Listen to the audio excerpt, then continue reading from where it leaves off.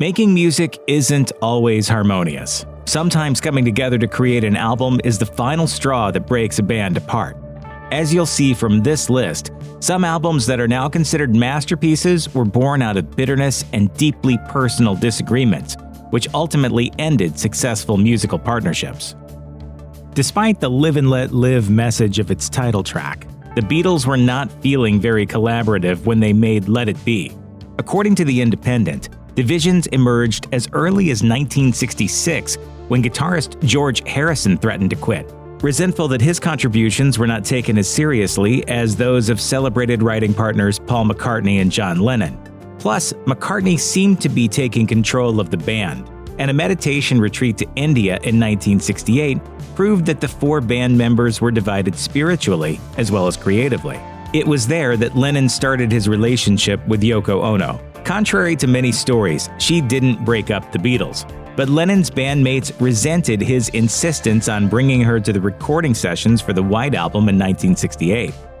That album nearly broke up the band, but the following year they reunited for Let It Be. McCartney's controlling tendencies, Lennon's insistence on only speaking to his bandmates through Ono, and Harrison's creative frustrations made the sessions tense.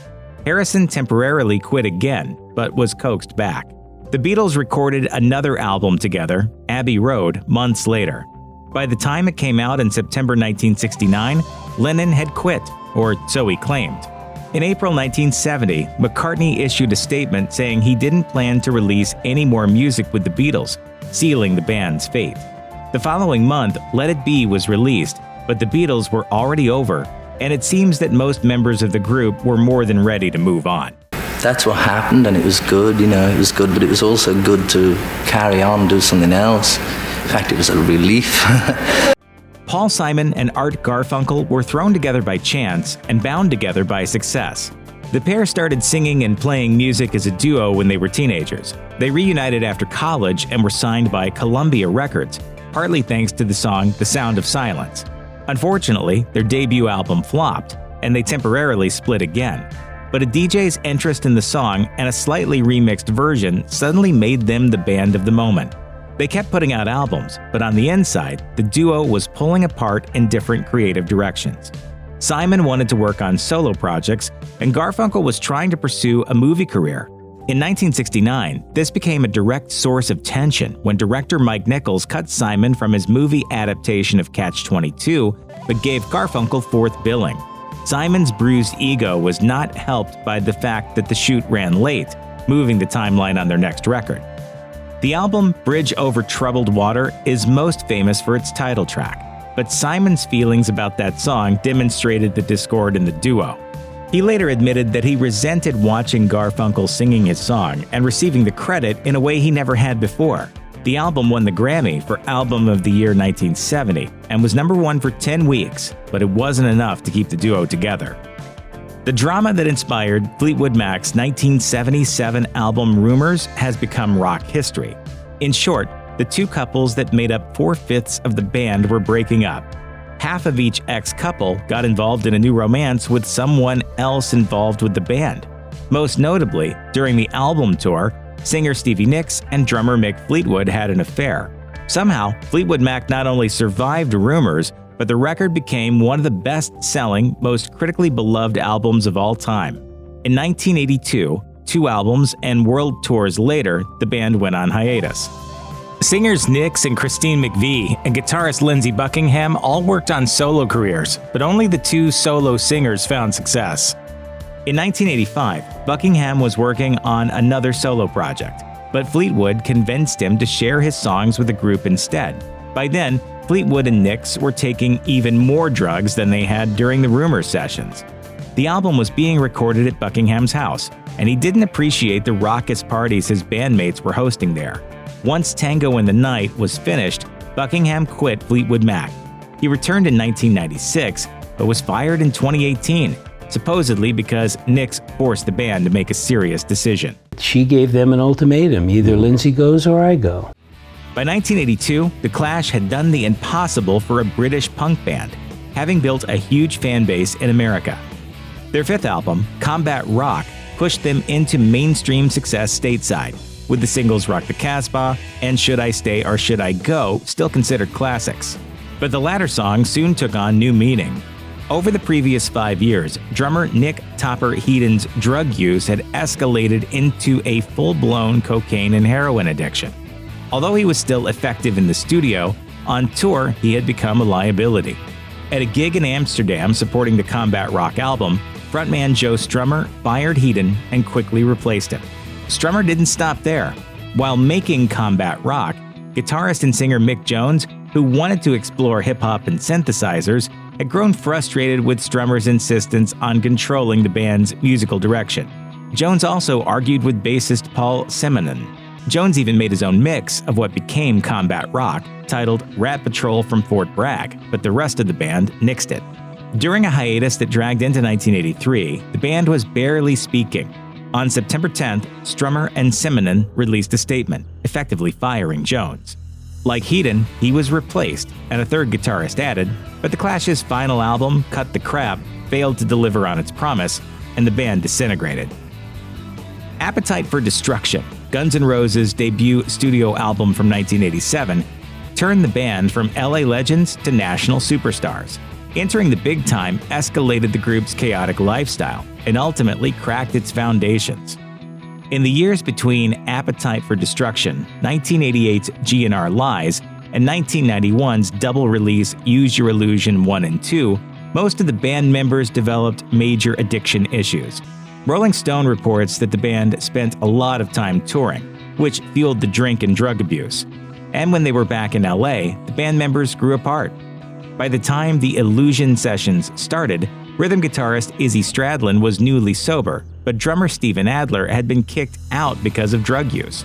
Meanwhile, guitarist Slash and bassist Duff McKagan, in particular, were still taking lots of drugs.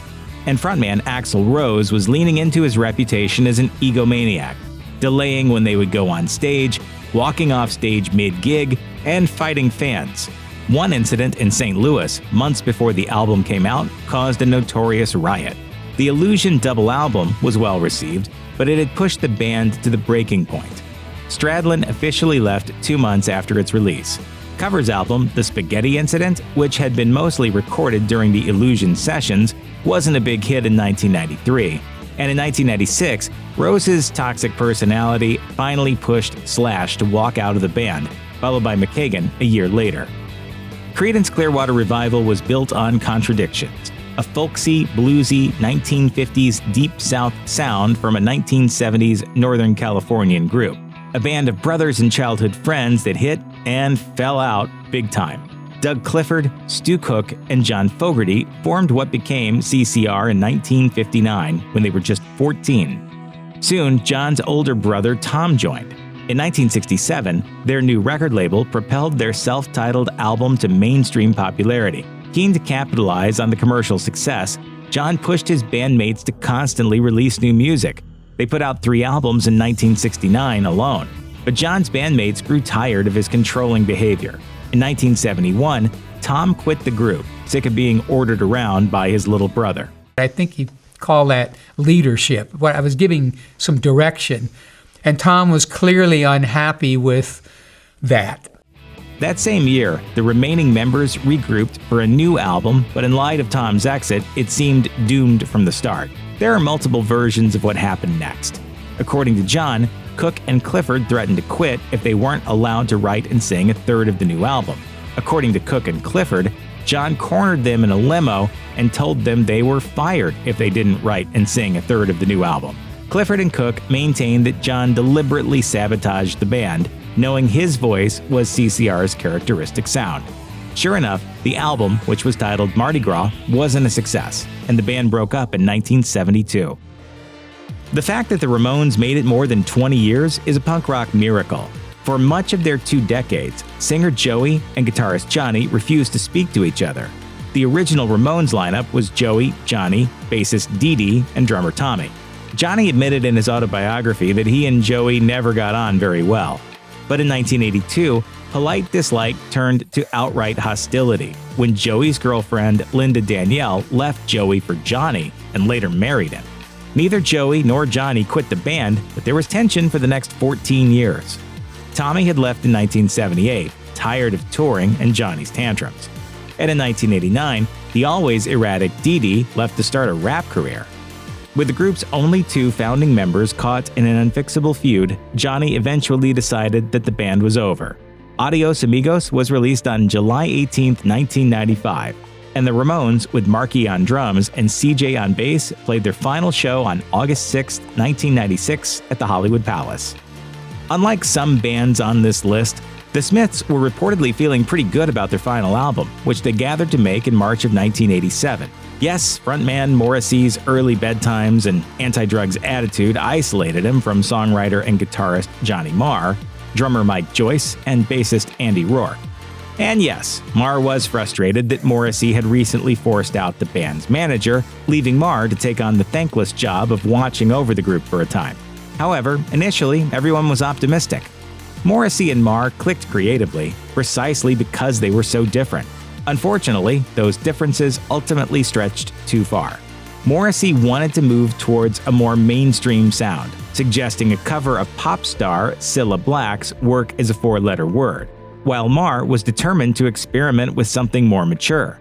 Tensions came to a head when Morrissey refused to shoot a video in the name of promoting the band in America. He also convinced the rest of the band to force Marr to fire their latest manager. Marr finally told the others that he was leaving to work with Talking Heads. It was unclear that the break would be permanent until a few months later, when NME declared that the Smiths had broken up. Although their source is unknown, Marr confirmed the story. Strange Ways Here We Come was released months later, and by this point, the band was officially history, which is something Morrissey doesn't seem to regret. We were very young. We didn't know what we were doing, and we didn't like each other that much. So it was nice when it finished. The Verve became famous in the 90s for their innovative approach to Britpop, and for keeping the third album from Superstar's Oasis off the #1 spot. Then, the Verve became even more famous for their dramatic breakups, reunions, and breakups. The first split came in 1993, 3 months after the band's second album, Northern Soul, was released to rave reviews.